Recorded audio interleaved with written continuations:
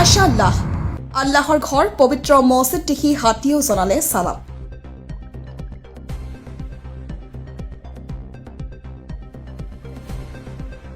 মুছলমান হৈও আল্লাহৰ পবিত্ৰ স্থান মছজিদত নোচোৱা সকলে এই ভিডিঅ'টো এবাৰ চাওক।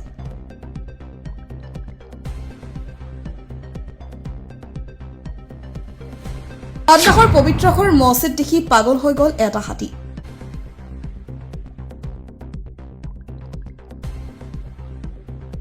আল্লাহৰ প্ৰতি কিমান ভাল পোৱাৰ বিশ্বাস থাকিলে এটি জন্তুৱে এনে কাম কৰিব পাৰে চাওক।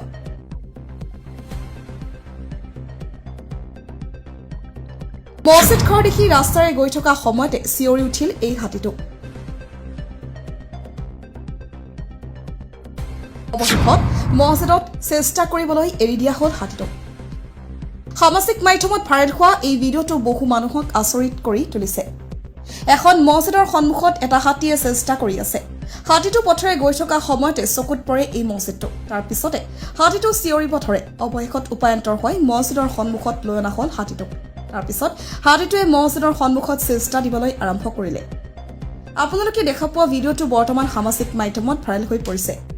এই ভিডিঅ'টো দেখা পোৱা হাতীটোৱে বহু মানুহক আচৰিত হ'বলৈ বাধ্য কৰাইছে, কিয়নো মুছলমানৰ একমাত্ৰ উপাসনা কৰাৰ স্থান হৈছে পবিত্ৰ মছজিদ। কিন্তু আজি বহু মুছলমান লোকে নামাজ আদায় কৰিবলৈ এই পবিত্ৰ স্থান মছজিদত নাযায়। তেনে ক্ষেত্ৰত এটা হাতীৰ আল্লাহৰ প্ৰতি থকা বিশ্বাস আৰু ভাল পোৱাই সকলোকে আচৰিত হ'বলৈ বাধ্য কৰালে।